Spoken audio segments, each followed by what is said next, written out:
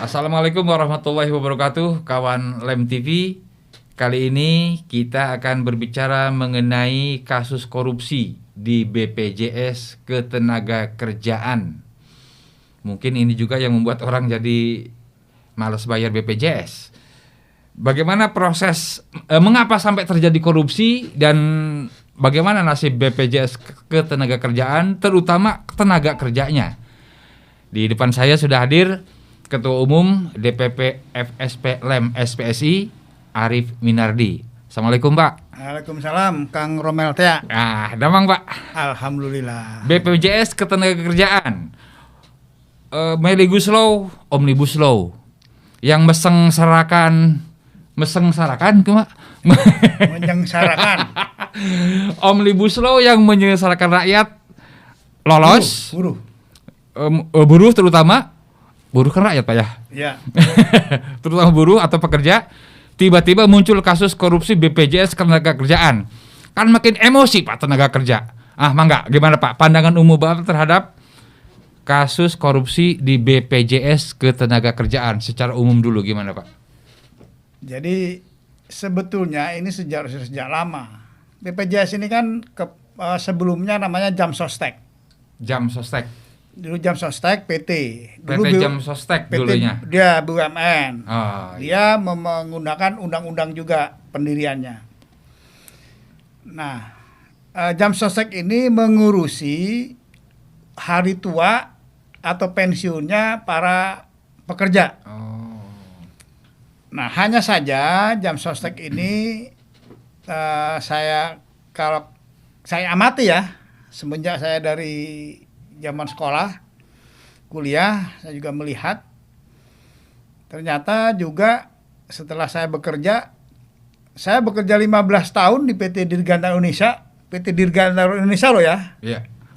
Perusahaan PT DI ya, perusahaan canggih.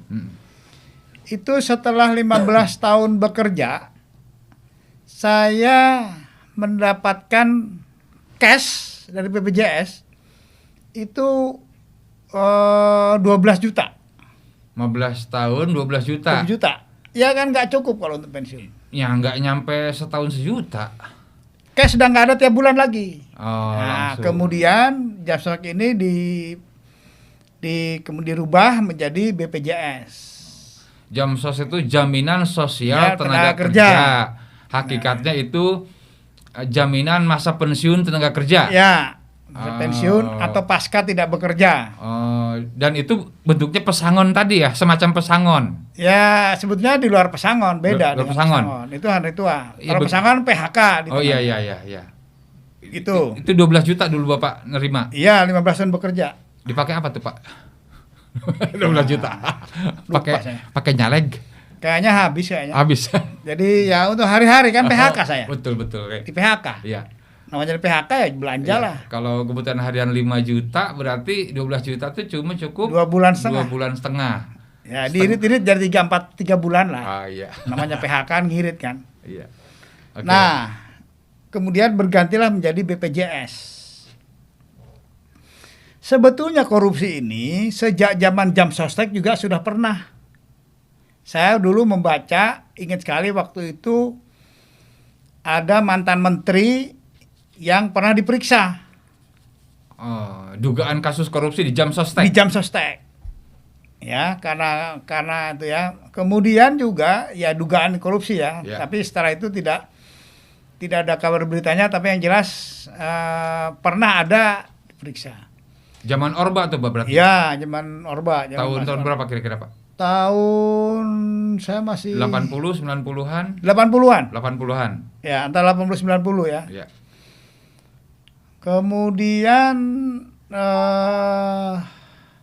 pada saat itu juga ada kasus, malah ada aktivis buruh malah dituduh ada pemeriksaan juga. Saya baca dulu di Harian Kompas. Aktivis seingat buruh saya diduga terlibat. Diduga juga pernah untuk masalah Jam Sostek ini. Dana Jam Sostek. Dana. Ya dari Jam Sostek lah intinya. Iya. Ya. Kemudian pada saat itu juga beredar kabar ya dari majalah, saya tahunya kan majalah, media-media lah waktu itu, belum ada internet. itu uang itu menjadi bancakan para pengusaha. Para pengusaha. Ya, oknum-oknum lah. Jadi bancak tuh begini. Karena uang tuh cash kan. Ya. Tiap bulan masuk kan. Karena cash ya dipakai modal nanti dikembaliin kira-kira gitu. Ya, nah di PTDI modusnya sama dulu. Ada dana pensiun. Ya.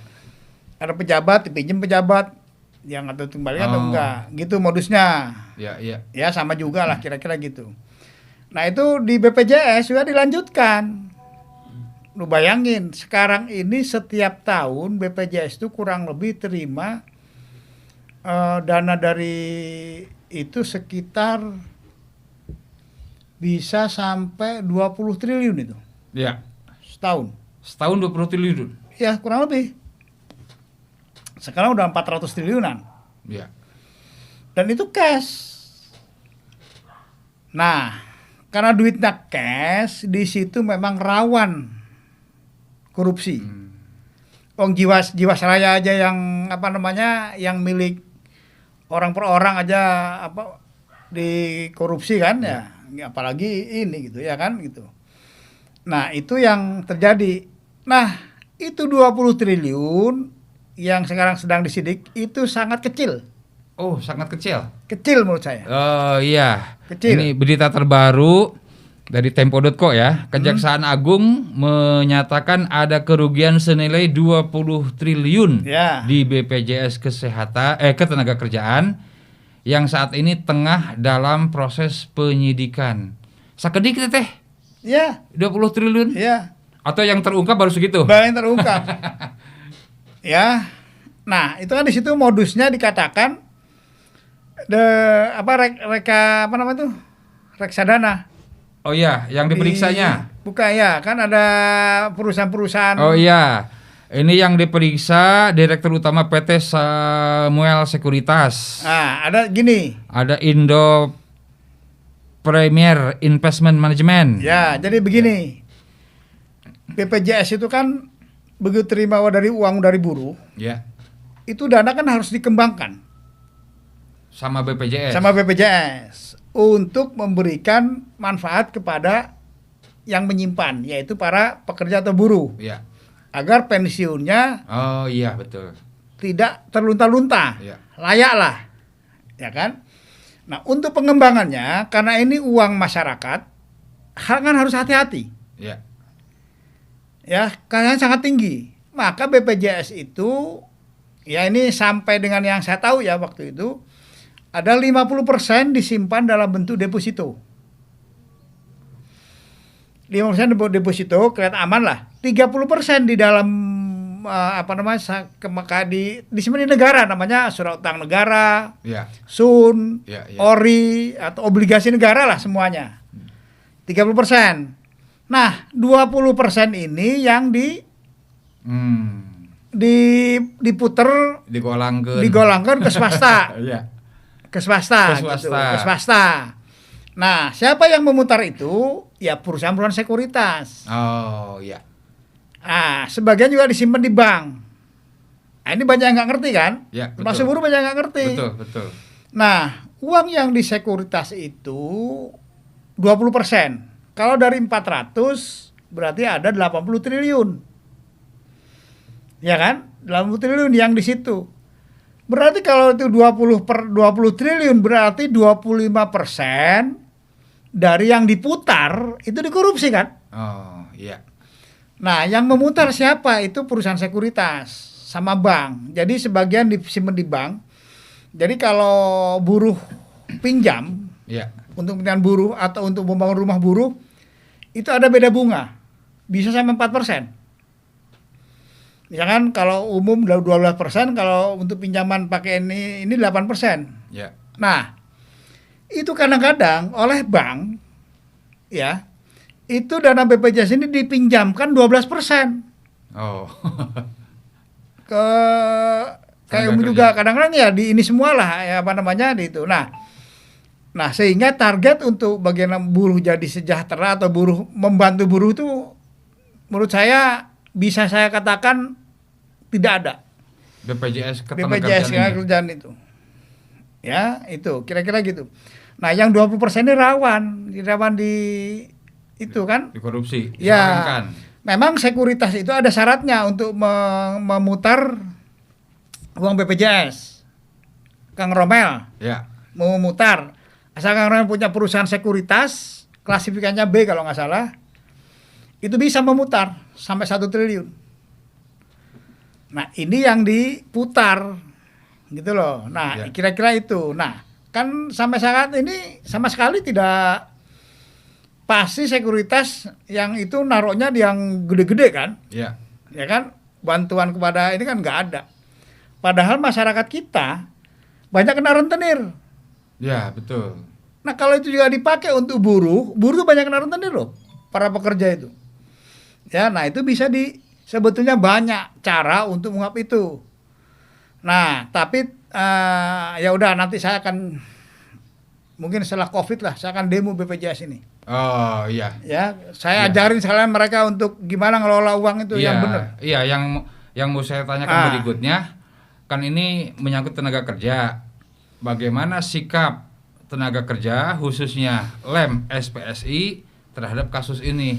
Namun upami demo, kalau demo yang di demonya kemana nih? Jadi gini, kita ke kejaksaan apa ke BPJS-nya? Ya, jadi gini, kita ini sudah lama pernah mendemo, pernah datang ke sana. Saya udah sampaikan, itu uang tuh gede. Ke BPJS Ke demonya? BPJS, Kementerian Tenaga Kerja juga. Ya. Kalau demo di Kemenaker, kan itu kan Kemenaker hubungannya kan? Ya, tenaga kerja. Gitu. Sudah banyak saya sampaikan, bahkan waktu saya anggota DPR juga saya sampaikan masalah ini. Ya, bahwa itu rawan dikorupsi. Kemudian juga ada dana tak bertuan di situ. Dana tak bertuan. Tak bertuan dulu 4,9 triliun, kira-kira 5-6 tahun yang lalu. Enggak ada pemiliknya 7 tahun lalu.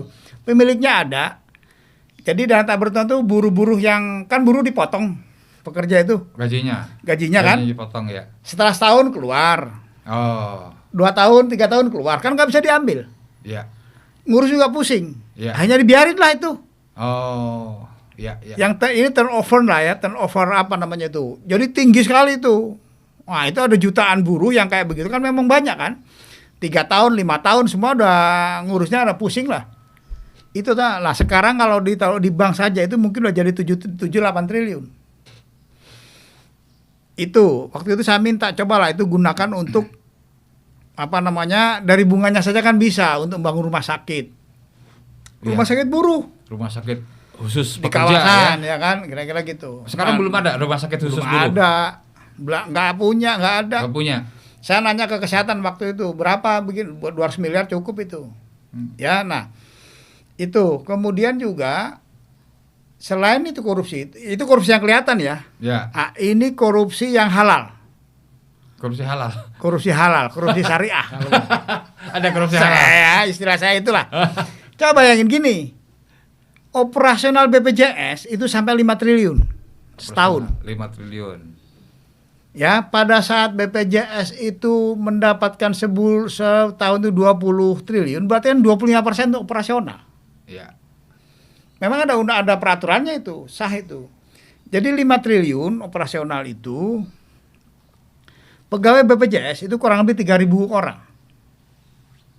Kemudian taruhlah gaji sama direksi semua itu udah kita naik berapa rata-rata mau diambil? 10 juta, 15 juta? 10 juta lah biar mudah ngitungnya. Ya, 10 juta ya. 10 juta kalau kali 3.000, 30 miliar kan? Ya kan? Kali setahun 360 miliar kan? Ya. Taruhlah dengan bonus-bonus 3 kali 13 hari raya. Berarti 390. Tambahin bonus apalah 30% dari tadi itu. Jadi 500 miliar. Ya. Ya. Coba bayangin. Udah kita gedein deh 700-800 miliar lah. Masih sisa 4,2 triliun. Biasanya operasional itu ini juga rawan, ini tiap tahun keluar uang ini. Ya. Operasional itu biasanya faktor terbesar itu adalah untuk SDM, untuk gaji. 75% biasanya. Belanja pegawai istilahnya. Iya, belanja pegawai atau gaji lah. Itu 75%. Berarti sementara ini hanya 10% sampai 15% untuk belanja itu. Ya rapat apa, ya gaji itu aja segitulah. Ya. Rapat berapa sih? Kemudian perjalanan dinas. Ini hanya 15% dari total biaya operasional itu. Coba bayangin. Ini rawan dikorupsi. Makanya saya bilang korupsinya halal itu. Bikin aja program apa kan? Iya. Apalagi sekarang sudah computerized semua. Nerima dari buruh komputer. Iya. Taruh di deposito. Taruh di obligasi negara. Kemudian sekuritas 20%. Kan nggak perlu gede-gede biayanya. Nggak perlu 3.000 orang. Ya. Kemudian ya komputer, ya kita butuh pakar aja gimana caranya investasi ini jadi bagus kan. Mending gaji pakar berapa orang. Jadi nggak perlu sampai sekian ini operasional. Nah, sekarang itu 5 triliun loh tiap tahun loh. BPJS Ketenagakerjaan. Tenaga kerjaan. Nah sebetulnya kalau saya hitung, udah saya gedein deh, 1 triliun udah cukup itu. Ya. Itu 1 triliun itu gede sekali setahun, berarti 4 triliun. Kalau kita kalikan itu sudah berlangsung berapa 5 tahun saya 20 triliun itu pemborosan. Pemborosan. Ya, 5 triliun itu taruhlah ya 5 tahun terakhir lah rata-rata lah ya. Itu pemborosan udah 20 triliun. Yang kerugian tadi 20 triliun, udah 40 yang kelihatan. Korupsi pemborosan. Itulah yang itu. Makanya kami dari SPLM itu, kalau nggak ada COVID, sudah kami demo. Sebelumnya kami minta demo. Kita dirasa dan kita berikan. Waktu saya pertemuan juga kita sampaikan. Ada gimana nggak ada cara untuk membuat BPJS ini bisa membantu itu gitu loh. Demo virtual Sekuritas. Pak, bikin tagar para buruh. Oke. Bikin tagar kompak kan LMSPSI berapa 300.000 ada? Ya 200 ribuan. 10.000 udah jadi. 230 ribu. Oke. 10.000 sudah trending Pak. Ah, Jadi sambil tolong Akang kan jago yang gitu-gitu, tolong nanti kita buatin deh. sambil edukasi masyarakat Indonesia tentang kan kesannya BPJS Ketenagakerjaan. Banyak orang yang merasa bukan buruh kan nggak peduli Pak, karena merasa bukan tenaga kerja, bukan buruh lah. Iya. Padahal ini menyangkut. Jangankan itu buruhnya sudah nggak peduli. Wah, nah itu karena Loh, saya ngerti. ini sudah berteriak-teriak sejak lama. Karena nggak setiap ngerti. demo. Karena nggak ngerti. Padahal itu uang mereka ya, tanda petik ya. Iya, sudah lama saya. Ya sebelum jadi aktivis buruh pun saya udah memperhatikan itu. Iya, BPJS kena korupsi di BPJS Ketenagakerjaan ini termasuk isu tenaga kerja. Ya, Termasuk dan isu ini buruh. harus dihentikan. Harus dievaluasi bagaimana BPJS ke depan. Ya. Termasuk itu gajinya di sana itu. Saya dengar terakhir ini minimal 15 juta. Gaji karyawan. Iya, yang paling rendah. Gaji pegawainya. Iya. Gaji gede. Lah, korupsi. gaji yang setornya aja setengah mati. Oh, iya. Nggak apa-apa iya. kita gaji gede nggak apa-apa. Iya. Tapi hasilnya juga harus gede. Iya. Itu satu dari masalah korupsi. Belum lagi masalah pensiun buruh ini di BPJS itu belum ada apa-apanya. Belum bisa untuk menanggung masa tuanya, belum bisa. Belum bisa. Masih belum diberesin itu. BPJS. Makanya nanti setelah ini akan kita bongkar semua itu. Iya. Semua ide-ide mau kita Iya. berikan. Dan ini adalah baru sedikit pintu yang dibuka ya, tentang baru. korupsi BPJS Ketenagakerjaan ini melalui podcast ini oleh Pak Arif sudah dipelengkeun bahasa Sundanya ya. Dibuka dikit. Ya. Nanti akan dibuka lebih lanjut lagi. Episode berikutnya. Episode berikutnya. Yang jelas Betul. buruh, pekerja, khususnya LEM SPSI akan melakukan aksi. Bukan hanya memprotes, bukan hanya katakanlah nahi munkar Pak ya, Ya. mencegah kemungkaran. Juga memberikan Juga edukasi ke Ya. masyarakat, kepada masyarakat, dan memberikan usulan kepada pemerintah. sekaligus solusi usulan kepada pemerintah. Negara, ya. Ini Pak, BPJS Ketenagakerjaan ini itu hakikatnya uang pekerja, Uang baru murni itu. murni uang pekerja, Potong dari gaji. dipotong dari gaji. Iya. Iya. Asli uang pekerja, nggak ada lagi uang lain-lain. Iya. kameramen kita ini kan misalnya gajinya 5 juta, Pak. Dipotong BPJS berapa persen, Pak? Kalau 5 juta. Iuran BPJS 1%. Iuran itu wah saya lupa ya. Bukan Kalau yang jam sostek itu dulu sampai 7, sekian persen. Oh, ada potongan BPJS itu. Ya, Katakanlah kalau 10%. sekarang itu saya main udah ini juga. Oh, mungkin pokoknya Ada potongan. ada potongan dari gaji pekerja itu ya. Ya, itu untuk Ya, jadi Dipotong langsung. wahai para pekerja, cek lagi struk gajinya. Gitu kali ya. Kalau itu Di sih situ- ada. Di situ ada potongan-potongan kan? Enggak, iya pasti ada. Ada BPJS ketenagakerjaan. Iya, ada. Nah, sadarlah bahwa uang yang dikorupsi ini adalah uang Anda. Saya Ya. bukan provokasi. Murni. Saya mah bukan provokasi untuk turun ke jalan, Pak. Bukan provokasi demo. Tapi namanya kezoliman harus dihentikan, Pak. Ya, kan gini. Betul. Bagaimana menghentikan kezaliman itu? Ya. Masalahnya apakah yang mengolah itu serius? Ya. Bukankah oknum-oknum juga yang memanfaatkan itu? Apakah serius satu mungkin, Apakah Pak, ya? 20 triliun itu hanya dikorupsi oleh yang sekuritas tadi? Kan gini ya. Ya, Sekuritas itu Ini ada gini. ini baru 3 yang diperiksa nih. Ya, sekuritas itu misalkan saya punya sekuritas. Ya. BPJS menyimpan uangnya di saya, Ya. misalkan 2 triliun. Saya putar uang itu. Hmm. Saya menyimpan di Akang punya usaha, kasih.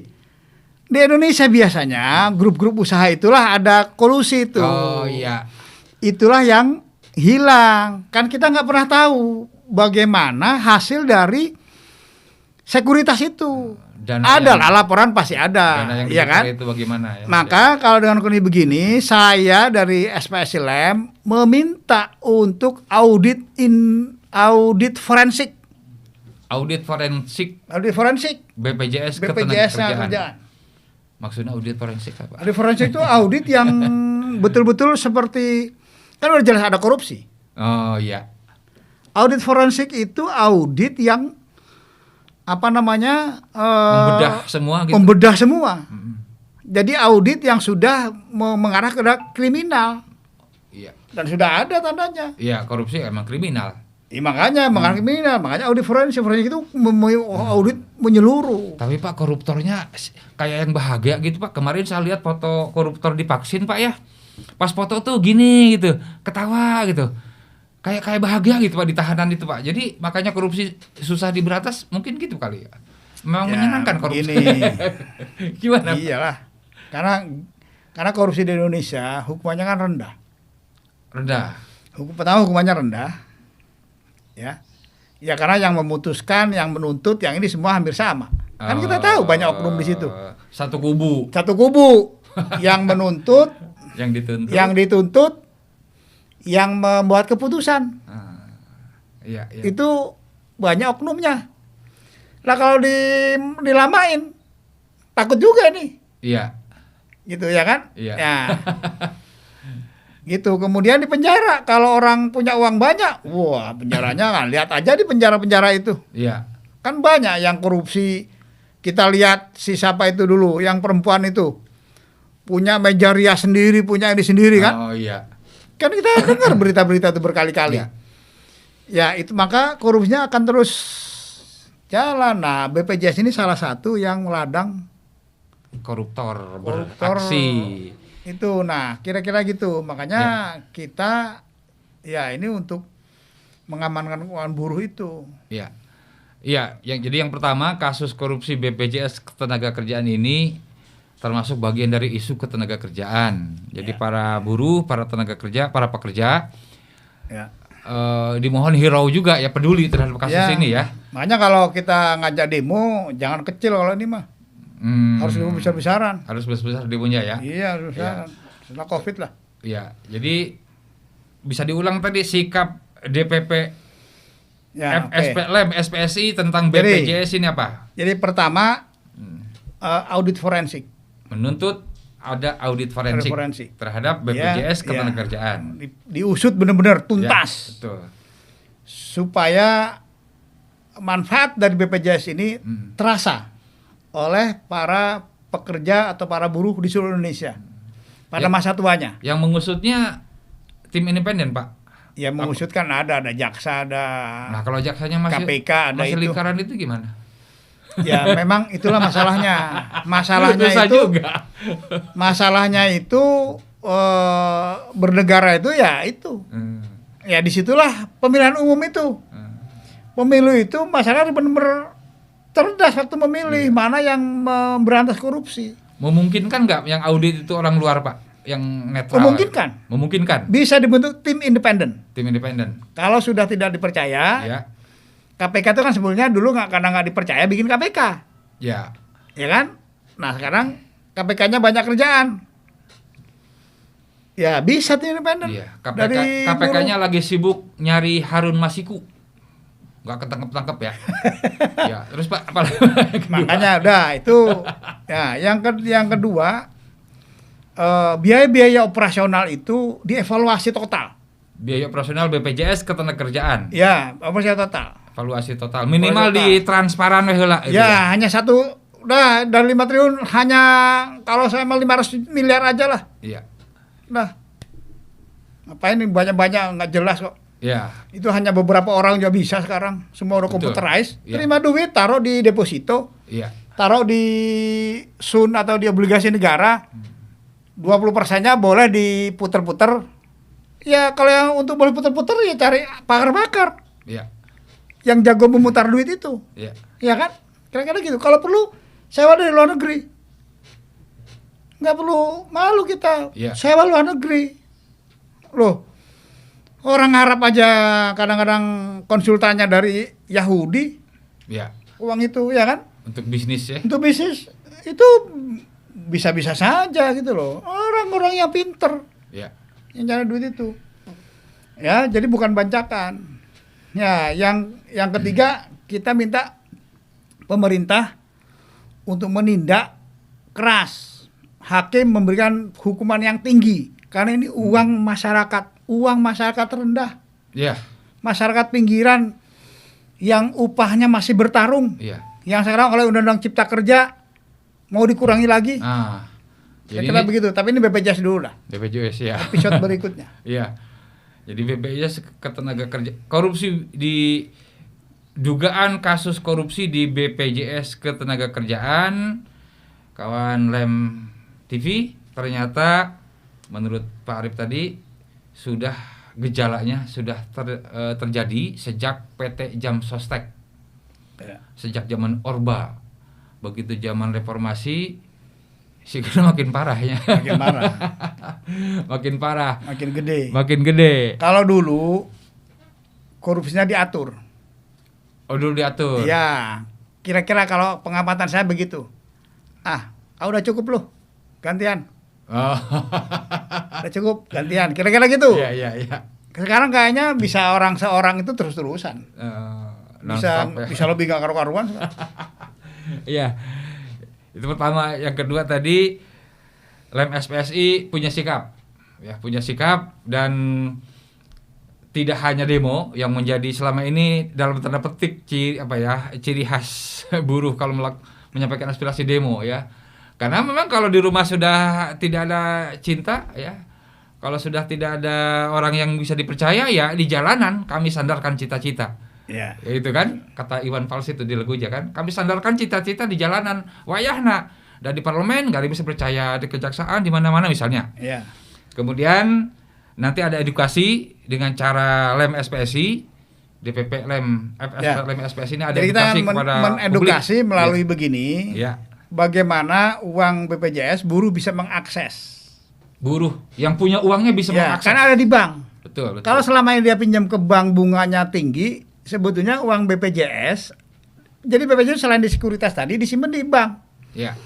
Jadi keperluan untuk rumah untuk apa, bank memberikan bunga sesuai dengan bunganya rendah. Ya. Malah kita akan usulkan kalau perlu bunganya diperkecil lagi. Nah sekarang kadang-kadang pinjam pakai bunga umum, jadi banknya untung berkali. Jadi bank-bank negara itu kadang-kadang juga nggak berfungsi. Itu diaudit juga nanti ya harusnya ya. Diaudit juga. Oke kawan Lem TV, itu dia perbincangan singkat kita tentang kasus korupsi BPJS Ketenagakerjaan. Secara umum sudah disampaikan tadi latar belakang dan bagaimana itu bisa terjadi serta solusi yang diusulkan oleh Serikat Pekerja, dalam hal ini FSP Lem SPSI yang dipimpin oleh Ketua Umumnya ya Arief Minardi. Ada pesan buat para buruh? Ya, jadi mohon kepada para pekerja, para buruh, aset kita mempunyai aset yang sangat besar. Sehingga kalau pimpinan buruh, Lem lah ya, kalau kami ingin menyalakan demo atau apa, ini bukan sembarangan. Karena ini menyangkut dana besar yang kalau dimanfaatkan sebesar-besarnya, kalau bahasa undang-undang kan sebesar-besarnya untuk manfaat buruh, mungkin juga bisa membantu selain upah dari mendapatkan penghasilan sampingan dari program-program yang bisa dibuat selain yang dari negara yang program APBN yang lain kayak KUR atau apalah. Tapi ini BPJS saja bisa sebetulnya menggerakkan roda ekonomi. Jadi itu jadi para pekerja mohon jangan cuek. Sekarang kan baru bangun. Kita dulu sering berteriak tentang itu. Tapi karena tidak menyangkut kepada perut langsung, tidak kepada gaji, sehingga rame-ramenya tidak gitu loh. Karena kalau belum upah paham. Kan langsung demo. Karena belum paham. Karena itu, maka di sini nanti kita akan coba edukasi lah. Kan kita sudah ada begini sekarang. Baik. Ini teknologi ini juga alhamdulillah. Karena selama ini TV itu juga kan jarang lah. Kali ini kan kita bisa bebas. Membahas mendalam lebih detail kalau aturannya ini kita bedah nanti. Kalau di televisi dia dibatasi durasi juga ya. Kalau di podcast begini bebas. Makanya jangan lupa like, share, and subscribe Lem TV. Milik DPP Lem SPSI. Jangan lupa like juga Katalis.net karena podcast ini juga akan di-upload, ditayangkan di Katalis.net TV. Demikian hatur nuhun Pak Arief. Ya, sami-sami. Kita akan berjumpa lagi di episode lain dengan tema yang lain. Sampai di sini kawan Lem TV. Saya Romel Tea. Wassalamualaikum warahmatullahi wabarakatuh.